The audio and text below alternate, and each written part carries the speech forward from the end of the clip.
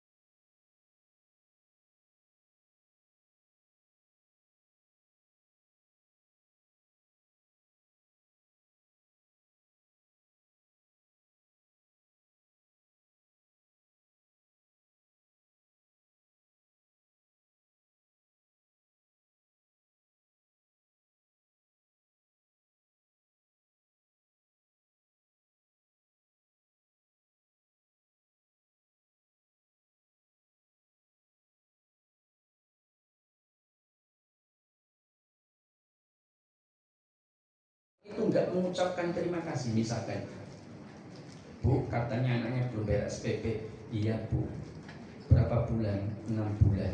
Ini kalau nggak bayar di DO. Berapa totalnya? 4.700.000. Dan ini buat anaknya SPP, buat bayar SPP semua. Ini ada tambahan 5 juta, berarti total 9.700.000 plus 300 buat pegangan kamu untuk apalah terserah.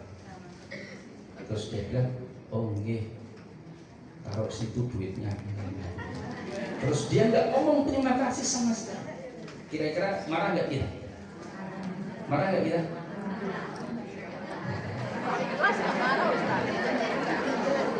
Kalau kualitas keikhlasan kita top, itu kita nggak bergeming. Artinya tidak ngefek. Dia mau ucapkan terima kasih atau tidak, kita nggak peduli, paham? Karena kita hanya mengharap kepada Allah, itu kualitas terbaik, keikhlasan yang sempurna. Makanya kan kualitas keikhlasan itu punya dampak besar terhadap nilai pahala yang kita dapatkan. Semakin kualitas keikhlasannya semakin bagus, semakin besar pahala yang kita dapatkan. Innamal a'malu binniyat. Maka ini yang penting. Rubba amalun shaghir tu'adhimu an-niyah wa rubba amalin kabir tusaghiru an-niyah. Berapa banyak amalan besar yang menjadi kecil karena niat, dan berapa banyak amalan kecil menjadi besar juga karena niat. Makanya kalau kita pribadi ngasih orang, dia tidak mengucapkan jazakumullah khair, tidak mengucapkan terima kasih, oh nggih mang toko mergo duwite pun nggih mang metu yen pun, misal kalau ada orang model yang tinggi, memang penaknya dirujak. Cuman kalau kita punya kualitas kesabaran, ya kita sabar saja sudah. Saya tidak mengharap pujian terima kasih dari manusia. Saya hanya mengharap kepada Allah. Apalagi duit yang saya berikan juga bukan duit saya, duitnya Allah untuk hamba. Sudah selesai. Insya Allah kita ringan, nggak sakit hati. Insya Allah orang seperti ini awet enom, meskipun tidak pakai anti aging. Tapi kalau dikit-dikit marah, dikit-dikit nesu, sudah biasanya cepat stroke. Biasanya. Maka kita betul-betul bagaimana punya rasa mengasihani kepada sesama manusia. Jangan naik motor sampai di jalan, tahu-tahu lihat orang nuntun motor, kan itu kan ya, jangan kemudian sakit mbak paling tekan bensin goreng. Jangan, berhentilah kan, itu kan ditanya mbak enten nopo gantian bensin tuh, udah naik aja, tak dorong pakai kaki motor jenengan supaya sampai pom bensin. Bu mboten sak lah nopo dompet kula nggih kering.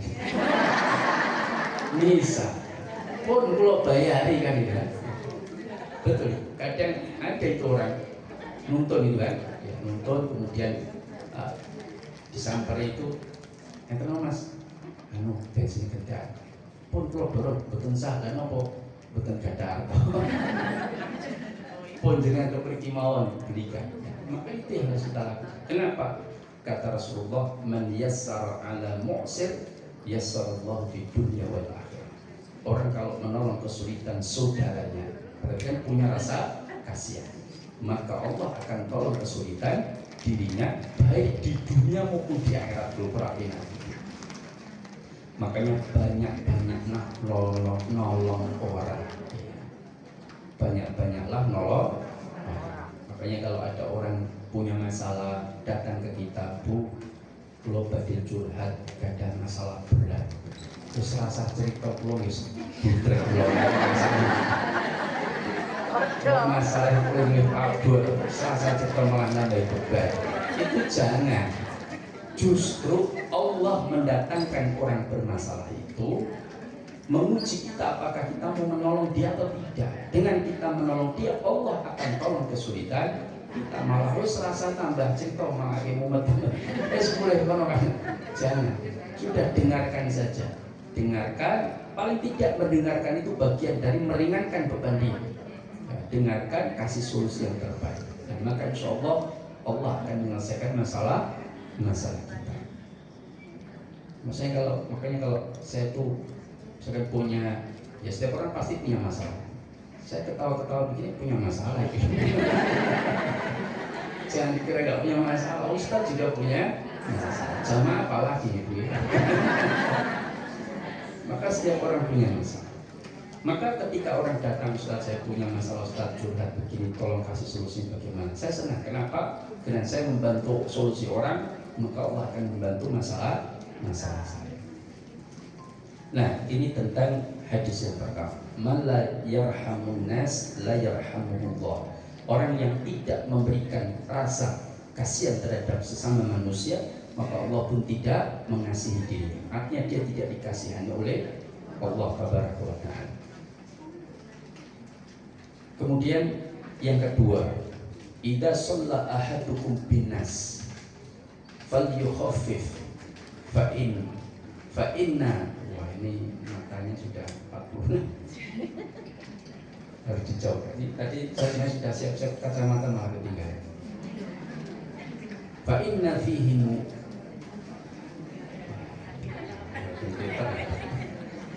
ulangi, kenapa hati sini? As-saqima wad-dha'ifa wal-kabira fa idza shalla ahadukum li nafsihi falyutawwil ma syaa. Kata Rasulullah, idza shalla ahadukum binnas, jika engkau sholat bersama manusia, artinya kita menjadi siapa? Imam. Falyukhaffif, maka falyukhaffif, khaffif itu khaffif ringan, maka ringan kalah, ojo dawa. Karena apa kata Rasulullah?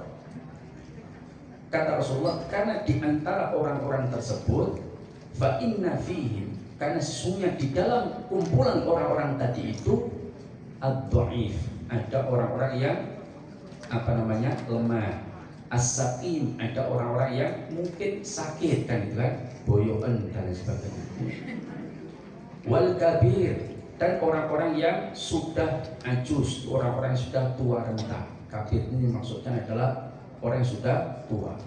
Fa idza shalla ahadukum li nafsi, tapi jika dia sholat sendirian, tahajud atau sholat sunnah, falyutawwil ma syaa, silahkan kamu panjangkan yang kamu kehendaki. Sujud 15 menit monggo, kan itu kan? Boleh, silahkan. Kalau bacanya surat Al-Baqarah plus Al-Maidah 1 rakaat, monggo silahkan. Rasulullah itu kalau sholat sendirian panjang, tapi kalau sholat bersama kaum muslimin meringankan atau mencukupkan saja, tidak mempersulit. Pernah satu ketika Mu'adz bin Jabal kalau tidak salah, sholatnya panjang. Ya bagi dia ringan, tapi bagi orang yang tua renta, bagi orang yang sakit berat. Maka dilaporkan kepada Rasulullah, maka dipanggil itu Mu'adz bin Jabal, dan dinasihat oleh Rasulullah agar meringankan kasihan. Maka imam itu sebelum sholat ditegakkan, kan sunnahnya kan melihat kondisi jamaah, ditonton, wah lah ini kayak ngaturnya jejak kan, yang satu wah itu pakai kursi tapi memaksakan berdiri, kalau yang satu dilihat pun waktu-waktu kan. Maka wah ini nggak bisa kalau diperpanjang, maka ringankan. Anas itu terlalu ringan ya. Ya cukupan atau ringan, pokoknya diperingankan supaya apa? Dia punya belas kasihan. Jangan kemudian dijak sholat terus itu gemermeng ambil Anda. Dia ini yang salah karena tidak melihat kondisi jamaah. Tapi kalau dilihat, wah 16 pemuda kekar-kekar dan semuanya binaragawan semua. Cocok kan enggak? Diajak Al-Baqarah, silahkan. Itu enggak ada masalah. Sama Rasulullah itu ketika sholat malam, ada salah satu sahabat kalau tidak salah Ibnu Mas'ud dan Ibnu Abbas juga pernah untuk sholat di belakang Rasulullah. Kata Rasulullah, kamu mau ikut? Iya ya Rasulullah. Ya ada betul ikut. Tapi ketika sholat 1 rakaat beliau membaca surah Al-Baqarah. Itu berarti berapa juz? 2,5 ya. Habis itu dalam hati saya, kata Ibnu Mas'ud atau Ibnu Abbas, saya tidak lupa, itu mengatakan, wah bentar lagi selesai, ganti roh. Ternyata nambahan Maidah. Makanya inilah panjangnya sholat Rasulullah SAW, karena begitu besar rasa cinta beliau kepada Allah. Maka orang kalau sudah punya rasa cinta yang besar, satu amalan apapun yang berat itu akan terasa ringan. Kayak anak muda itu disuruh orang tuanya ngantar ke pasar lagi jam 8:30 malam, gerimis. Berangkat ya kira-kira? Semoyo atau semangat? Semoyo, bu. Udan barang pasar ya ngopo kan. Blonjo le dienggo sesuk-esuk bapak marep rapat jam 6. Wis bar subuh tak terke mawon, ndak usah malah gerimis barang. Ya wis tenan bar subuh yo, ya. Tidurlah. Tahu-tahu bel berbunyi. Tulit-tulit dibuka, Yayang jemput di terminal. Ternyata pacar. Hujan terus deras. Berangkat nggak dia? Berangkat. Kenapa? Karena rasa cintanya begitu besar kepada pacar. Dia ringan langsung kan. Kalau gile, sibuk penting. Manfaatkan itu. Begitulah rasa cinta itu meringankan sebuah beban. Kemudian hadis yang ketiga. Wah, ini muncul lagi. Yang agak gelap kalau madhab sana. Inilah aku mu ila salah wa uridu an utawwila fiha fa asma'u buka as-sobiyyi fatajawwazu fi solati karohiyatan an asyukka ala ummati ala ummihi. Saking laki itu jadi umati ala ummihi. Ini la aqumu ila salat, sesungguhnya saya menunaikan sholat, kata Rasulullah, betul-betul aku menunaikan sholat. Wa uridu an utawwila fiha, dan betul-betul aku ingin memanjangkan sholatku. Fa asma'u buka as-sobi, maka aku mendengar tangisan anak kecil. Kalau bahasa kita budak langsung nangis kan, ternyata jatuh, pleset, misalkan. Maka kata Rasulullah, fa'atajawwazu fi sholati, maka aku pun memendekkan sholat saya. Karohiyatan an asyukka ala ummihi, karena aku khawatir itu menyusahkan ibunya. Karena ibunya masih khawatir ya, tidak? Ya, menyusahkan ibunya atau membuat beratnya hati ibunya itu rampung-rampung, anakku nangis kan juga. Maka kemudian Rasulullah meringankan. Itu seharusnya. Berarti di masjid ada anak kecil atau tidak? Banyak. Ada. Cuman kata Syekh Ibnu Saleh, dia katakan anak kecil jangan dilarang ke masjid, tapi orang tuanya harus bertanggung jawab. Orang anak cilik main-main cerita cilik itu orang tuanya salah, berdosa karena membiarkan anaknya tidak tertib di masjid. Tapi melarang anak kecil ke masjid juga salah, karena masjid tempat mendidik mereka. Jadi biarkan anak kecil ke masjid, tetapi orang tuanya yang mengaturnya. Ya, jangan sampai buat keributan. Saya pernah sholat di shaf ketiga. Ya sebetulnya ini kisah nyata ya. Saya sholat di satu masjid, ada anak kecil udah, itu laki-laki. Telanjang dia lari ke masjid, terus jamaah ditipangi siji-siji. Dan ditipangi pas sujud, imamnya nggak lepas sih, juga kan? Ya Allah, karena ini anaknya seseorang tokoh lah ya, sehingga nggak ada yang berani ngonek ya, begitulah. Ya bapak ayo banget ya. Ini sampai ditipang. Saya waktu itu alhamdulillah selamat dari tipang. Karena yang ditipang itu shaf pertama sama imamnya. Saya shaf ketiga. Gimana nggak perhatikan, pusat perhatiannya besar. Ya telanjang itu kan jadi kita kan kaget. Tapi anak kecil SD. Kalau anak besar ya. Kemudian hadis yang keberapa? Keempat. Al-Muslim akhul Muslim la yadlimuhu wa la yusallimuhu wala yuslimuhu man kana fi hajatin akhihi kana Allahu fi hajatihi wa man farraja an muslim qurbatan farrajallahu anhu biha qurbatan min qurbi yaumil qiyamah wa man satara musliman satarahu Allahu yaumal qiyamah. Kata Rasulullah, al muslimu akhul muslim, seorang muslim itu sesungguhnya saudara sesama muslim yang lain. Saudara ini adalah ikatan agama, ikatan hubungan agama. Tapi kalau dimaksud kerabat itu ikatan darah, ikatan silaturahim. Tapi yang di sini adalah saudara sesama muslim. Makanya ketika Nabiullah Ibrahim alaihissalam ditanya oleh Raja Mesir, oleh pasukan Raja Mesir, siapa dia?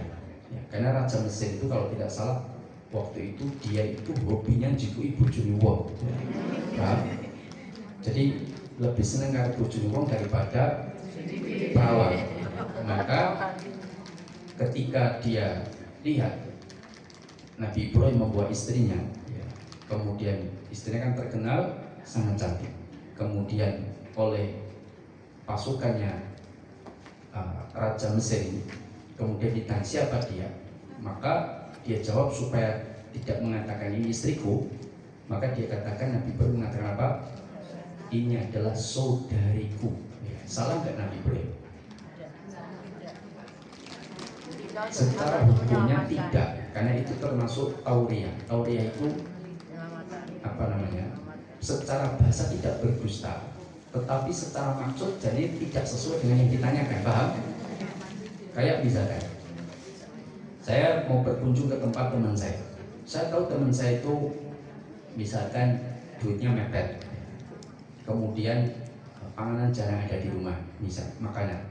Terus saya pas kebetulan harus datang ke tempat dia pas jam makan, mesti dia ngajak makan, ya tidak?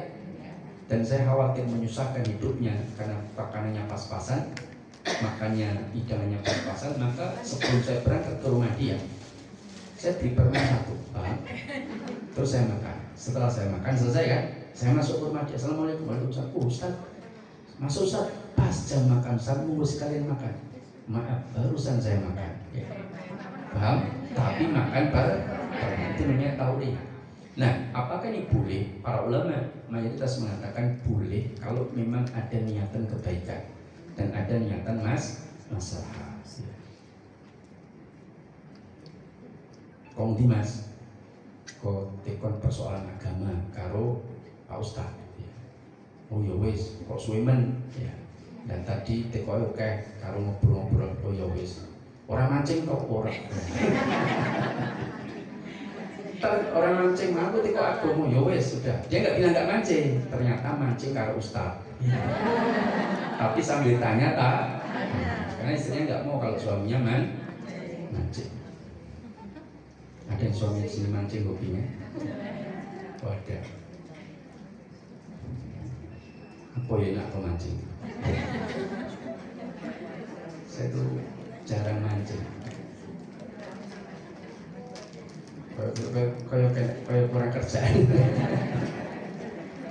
Mancing tancepnya sudah tinggal dapat diambil lagi kan? Enggak, kadang mancing itu sampai tahu nyobo itu.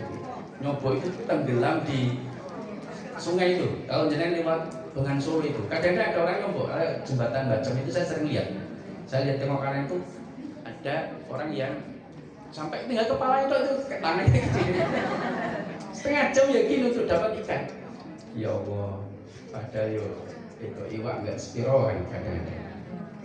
Saya tanya, apa dijual Mas orang? Gua apa? Gua hobi aja. Ya, sampai sudah. Gua hobi ngaji itu. Saya pernah menghadiri pemakaman orang yang hobi mancing. Betul. Tapi ini saya nggak mengkaitkan apa-apa ya. Cuman waktu itu jadi pembicaraan. Ya, waktu menghadiri kebetulan tanah kuburannya itu penuh dengan air. Ya, betul. Disedot, dikuras, dia nggak bisa. Terus naiknya cepat. Lah, makanya terus saya ngomong, oh bubar gue ini mancing. Terus satunya bilang, orang itu mergo beberapa hari hujan kan, sehingga airnya naik. Dan sampai bilang, orang kemarin juga ini kenangin lagi. Saya sudah diam, nggak usah dibicarakan. Ini pokoknya keadaan seperti ini bagaimana. Akhirnya waktu itu ya saya ditanya gimana Ustaz. Ya pokoknya upayakan untuk dikuras. Akhirnya terus monggo saya diputuskan keluarga. Tapi waktu itu saya nggak menghadiri sampai selesai, cuma lihat kondisi seperti itu. Saya juga ada kebetulan ada acara kan, kurasnya lama ini, kuras pakai manual dan pakai diesel. Akhirnya saya tinggal, tapi katanya dimasukkan dalam air. Ya, jadi diangkat kan cepet naik lagi kan, langsung dimasukkan untuk papan langsung dipaksa, jadi tenggelam di dalam. Maka hati-hati yang suka ya mungkin nggak tahu apakah itu sesuatu yang ada kaitan atau tidak. Wallahu ta'ala. Semoga Allah merahmati beliau. Nah, ini tentang seorang muslim adalah saudara sesama muslim lainnya. La yadlimuhu wa la yuslimuhu, kata Rasulullah, ia tidak mendoliminya dan tidak menyerahkannya kepada kebinasaan. Man kana fi hajatin akhihi kana Allah fi hajatihi. Maka barang siapa membantu kebutuhan saudaranya, maka Allah akan bantu kebutuhan dirinya. Wa man farraja an muslim qurbatan farrajallahu anhu biha qurbatan min qurbi yaumil qiyamah. Maka barang siapa yang meringankan beban seorang muslim, maka Allah akan meringankan salah satu bebannya di hari kiamat. Loh, perjalanan kita itu panjang atau tidak? Di hari kiamat panjang. Itu belum masuk surga, belum masuk neraka, panjang. Dan semua penuh beban dan rintangan. Bahkan sampai Rasul mengatakan ada orang yang menunggu sampai kedatangan Allah. Karena Allah belum datang, malaikat sudah berbaris-baris. Kemudian Allah belum datang, semua menunggu dalam keadaan berdiri. Dan ada yang berdiri itu kepanasan karena dia tidak mendapatkan naungan. Karena ada dalam hadis itu sab'atun yudhilluhumullahu fi dhillihi yauma la dhilla illa dhilluh, di mana tidak ada naungan pada hari itu kecuali naungan dari Allah. 7 kelompok yang dinaungi oleh Allah. Maka mudah-mudahan kita masuk salah satu atau salah 2 atau salah 3-nya.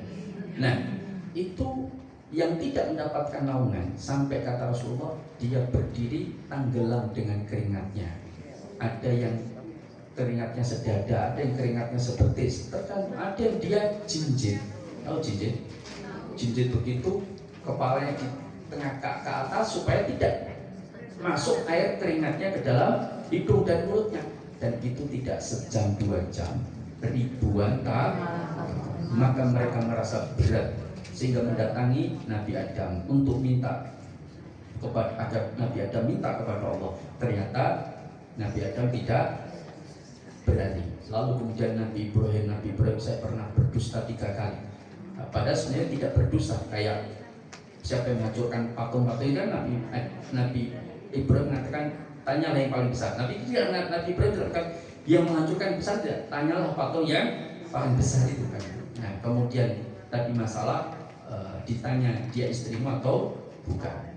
Nah maka datang kepada Nabi Musa pun mengatakan aku pernah membunuh seorang pasukannya Fir'aun dan aku tidak berani untuk meminta syafaat kepada Allah. Mintalah, datanglah kepada Nabi Isa. Nabi Isa mengatakan bukan aku, datanglah kepada Nabi Muhammad. Maka Nabi Muhammad pun memuji Allah dengan pujian yang tidak pernah diajarkan ketika di dunia. Paham? Allah memberitahu nama-nama Allah yang lain, sifat-sifat Allah yang lain yang diberitahukan kepada Nabi kita nanti di akhirat. Dan itu kemudian diucapkan oleh Rasulullah dan Allah pun memberikan menerima apa yang diinginkan oleh umat Rasulullah dan umat seluruh manusia, kemudian mendapatkan syafaat dan Allah mengizinkan. Lalu Allah datang, ya, kemudian mengadili seluruh manusia. Karena pengennya mereka segera diadili, segera selesai. Yang masuk surga cepat masuk surga. Nah, maka kalau kita ingin diringankan urusan kita di akhirat, banyak-banyaklah membantu orang sebisa kita. Ya. Mbak katanya besok acara nganten, iya dah tak bantu noto kursi macam-macam. Ya itu mah insya Allah Kelak nanti di akhirat Allah akan membantu kesulitan kita sebanyak mungkin dan semampu kita. Sekarang ada orang miskin dibagi tiap bulan 1 juta 1 juta, itu juga kalau minimal doa. Nah, wa man satara musliman satarahullahu yaumal qiyamah, dan barang siapa yang menutupi aib sesama muslim, maka Allah akan tutupi aibnya kelak di akhirat. Bayangkan kalau aib kita dibuka oleh Allah dan dibacakan dan diberitahukan seluruh makhluk. Di situ ada mertua kita, ada besan kita, ada anak kita, ada orang tua kita, ada anak saudara kita, ada tetangga kita, ada guru kita. Maka diberitahukan oleh Allah kepada malu gak kita? Sangat malu. Maka kalau ingin kita ditutupi, ada kenapa penutup dari apa yang Allah akan bukakan seluruh aib kita, maka berbanyaklah menutup aib saudara. Makanya Allah tidak senang kepada orang yang membuka aib dirinya sendiri. Allah tidak senang seseorang membuka aib orang lain, tapi Allah juga tidak senang, dan Allah juga tidak senang orang yang membuka aib dirinya sendiri. Paham? Makanya kata Rasulullah, kullu ummati mu'afa illal mujahidin. Setiap umat itu dimaafkan oleh Allah dosa, kecuali mereka yang menjahatkan dosa-dosanya sendiri.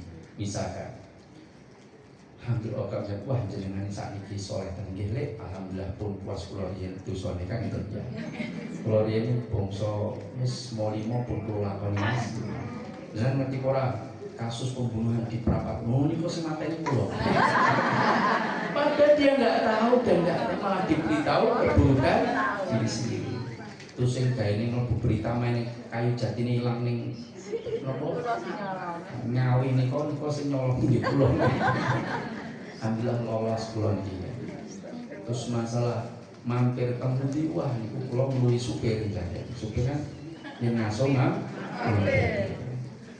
Jogja, Pasar Kembang, Surabaya, Danbori. Jangan apa? Jakarta, Keramat Tunggal, Solo, Silir pun itu berarti kewa. Nah, makanya ketika saya pernah diduetkan misi pengajian dengan mantan preman, mantan pendosa. Terus panitia menyampaikan, Mas nanti silahkan sampaikan kehidupan masa lalu jenengan. Enggak boleh. Maka saya sampaikan, wah jangan. Sudah, saya dulu jahiliyah, sekarang alhamdulillah tobat. Sudah itu aja, nggak usah diperinci. Saya dulu mateni wong keteliti apa semacam-macam, jangan, nggak usah. Itu aib jangan dibu. Nah ini kadang-kadang malah bangga. Saya ketemu orang betul. Waktu itu saya baca Quran, ada penangkapan pencuri kayu gelondongan. Terus saya tanya, wah ini pencuri ini besar ya? Kata dia, loh, gue tahu nggak Raja Maling dulu Jawa Tengah, kayu jati. Dia ngomong sendiri di depan saya. Terus saya tanya, lah sopo? Iya salah. Dia bangga aku biar terus caranya lolos gimana? Oh saya tok kayu jati itu saya bikin sendiri. Iya. Itu dari jalur mana saja suap semua. Suap semua. Lah kebetulan dia pernah ketangkap di jalur yang dia belum menyuap. Ketangkap dan kena media. Akhirnya dia habis, dia kalau nggak salah 900 juta. Dia baru bisa keluar. Itu katanya dia sendiri. Ya, makanya ini nggak boleh. Itu namanya menceritakan keburukan diri sendiri. Sudah padahal saya nggak tahu saya dia orang alim kan. Malah dia cerita, itu nggak boleh. Makanya kullu ummati mu'afa illal mujahidin.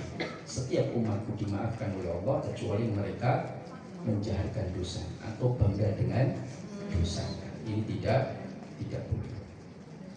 Kemudian hadis yang ke-5. Man shalla sholata subhi fa huwa fi dhimmatillah. Semakin enggak kelihatan.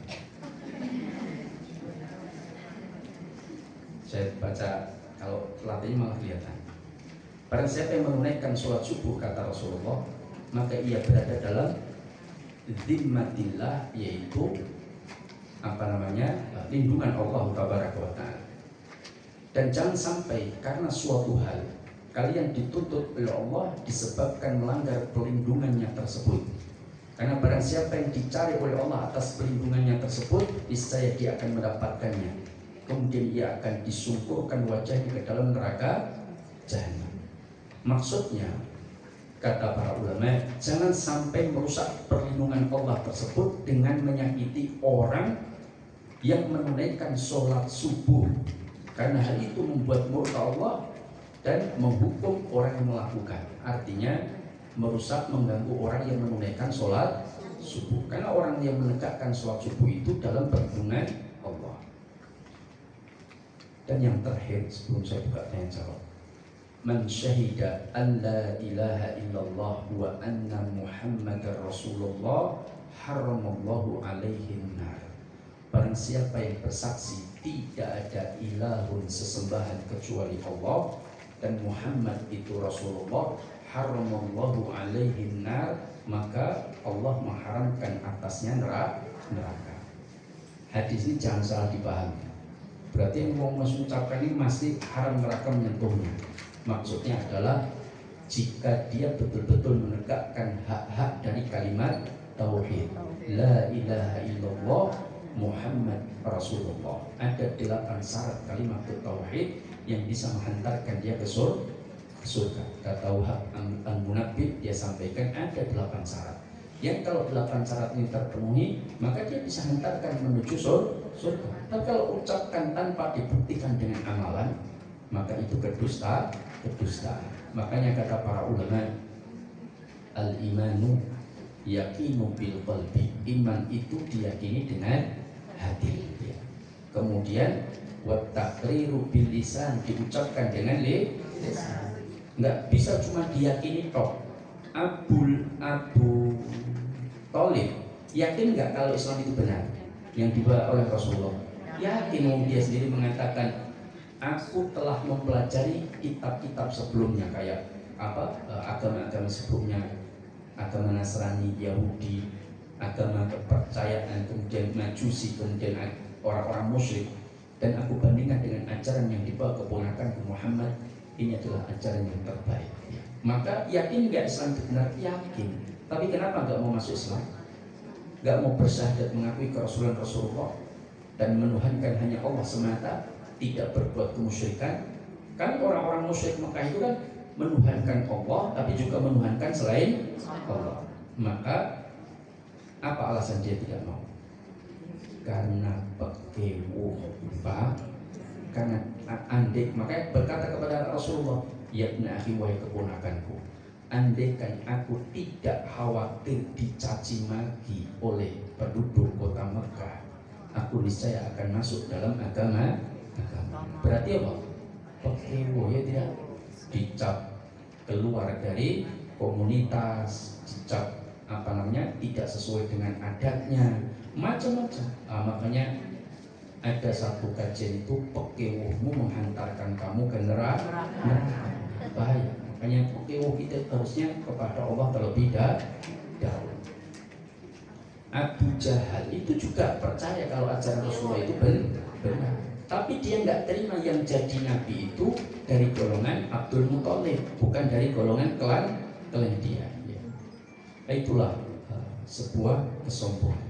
Maka harus diucapkan dengan lisan. Kalau cuma yakin saja ini benar tapi tidak mengucapkan asyhadu an la ilaha illallah wa anna muhammadar rasulullah, ya tidak dianggap atau dianggap belum beriman. Dan yang ketiga apa itu? Al-yaqinu bil qalbi wa taqriru bil lisan wal amalu bil jawarih, dan dibuktikan dengan perbuatan. Ada amal, yakin Allah itu Rabb semesta alam, yakin Islam itu benar, tapi nggak mau sholat, itu dusta keimanan. Makanya orang yang tidak mau menunaikan zakat itu adalah orang-orang pendusta. Kenapa? Karena mereka mengaku beriman tapi tidak mau menegakkan aturan Allah Subhanahu wa Ta'ala. Maka disebut mereka dusta. Makanya orang yang mengeluarkan zakat itu disebut apa? Zakat ini disebut apa? Sedekah. Zakat itu disebut sedekah. Sedekah itu artinya apa? Jujur. Makanya sedekah itu merupakan burhan. Burhan itu apa? Pak Burhan. Apa itu burhan? Bukti. Bukti keimanan seseorang. Itu namanya burhan. Burhan itu kakak saya. Karena kakak saya namanya Burhan. Ada pertanyaan? Masih beberapa menit. Kita sampai setengah 11 atau jam 11? Oh, setengah 11. Ada pertanyaan? Mau silakan. Bismillahirrahmanirrahim. Assalamualaikum warahmatullahi wabarakatuh. Waalaikumsalam. Setiap subuh itu Ustaz, malaikat rahmat akan mengantar rahmatnya di setiap rumah-rumah hamba Allah. Apakah di sebuah rumah, dalam satu rumah itu banyak Ustaz, tapi yang satu saja yang melakukan sholat, yang lain masih tidur, terus melalaikan sholat. Apakah rumah itu juga mendapatkan rahmat dari Allah Ustaz? Aturnuhun. Assalamualaikum warahmatullahi wabarakatuh. Waalaikumsalam. Apakah jadi hidup di kampung dia mungkin banyak yang nggak sholat, sedangkan di rumah itu sholat, menegakkan agama Allah? Apakah rumah yang menegakkan sholat itu dapat rahmat? Iya, dapat. Yang tidak sholat maksudnya yang dalam satu rumah itu ada satu yang tidak sholat, ada satu tok yang sholat Ustaz. Iya. Terus yang lain tidak sholat gitu. Apakah Dalam rumah rumah itu dapat dalam satu rumah? Ya insya Allah malaikat tahu siapa yang berhak mendapatkan rahmat Allah dengan yang tidak. Rumah Karena itu begini, ya. ya selama rumah itu digunakan untuk kebaikan, meskipun ada yang berbuat buruk, ya tetap insya Allah mendapatkan rahmat. Rahmat Allah. Jadi rahmat Allah itu luas. Ada rahmat Allah yang diberikan kepada semua makhluk, mau dia beriman, mau dia beribadah atau tidak, itu dapat. Dan ada rahmat Allah yang hanya diberikan kepada orang-orang yang beriman, kan itu kan? Nah makanya Allah memiliki sifat Ar-Rahman Ar-Rahim. Itu terjemahannya secara makna Ar-Rahman itu rahmat Allah yang Allah berikan kepada semua makhluknya. Contohnya Donald Trump. Tahu Donald Trump? Sedulur sinten. Itu kalau makan kenyang nggak? Kenyang. Dia dapat rezeki nggak? Dapat. Itu menunjukkan Allah masih memberikan rahmatnya kepada seluruh makhluknya, mau dia kafir atau tidak. Tapi rahmat yang bersifat hanya untuk orang-orang beriman itu hanya Ar-Rahim, itu hanya diberikan kepada orang-orang beriman. Kalau Allah tidak memberikan rahmatnya kepada setiap makhluk, itu yang berbuat dosa tahu-tahu ngeblak mati kan? Kemudian nggak tahu-tahu kurus, tahu-tahu sakit kan? Allah masih memberikan kesempatan kepada orang-orang yang tidak mau beriman, mau tetap ingkar, sehingga Allah masih memberikan rahmatnya agar mereka mau bertaubat. Siapa tahu Donald Trump masuk Islam, menjadi pembela paling terdepan. Siapa tahu kan ya? Terus ngajak buat pisah itu BOP atau BOP itu kemudian menuju arah minta agar Israel meninggalkan Palestina. Nah ini selaut kono-kono India. Pokoknya merdeka siapa tahu kan? Namanya rahmat Allah itu luas. Wallahu ta'ala. Ada yang lain? Kayaknya tidak ada. Karena saya lihat tas mulai dicelangkong. Buku-buku mulai dimasukkan. Jadi syarat kuat. Cukup Pak Ustadz. Alhamdulillah. Demikian dari saya, kurang punya mohon maaf. Aku lupa lihada wa astaghfirullah li wa lakum innahu huwal ghafurur rahim. Assalamualaikum warahmatullahi wabarakatuh.